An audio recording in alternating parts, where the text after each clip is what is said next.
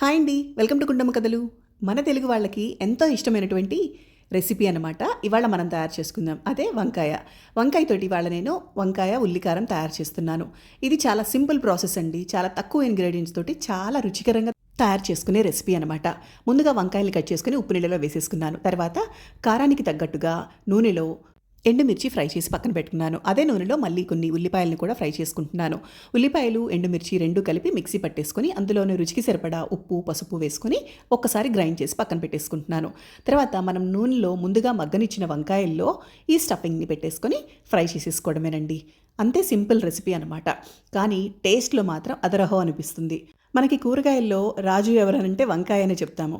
ఎప్పుడు చేసుకున్నట్టే రెగ్యులర్గా చేసుకునే వంకాయ కర్రీ కాకుండా ఒక్కసారి ఈ వంకాయ ఉల్లికారంని ట్రై చేయండి. ఈ రెసిపీ ఫుల్ వీడియో కింద డిస్క్రిప్షన్ బాక్స్లో ఉంచాను, తప్పకుండా వాచ్ చేసి చూడండి. ఈ వీడియో కనుక మీకు నచ్చినట్లయితే please like, share and subscribe my channel.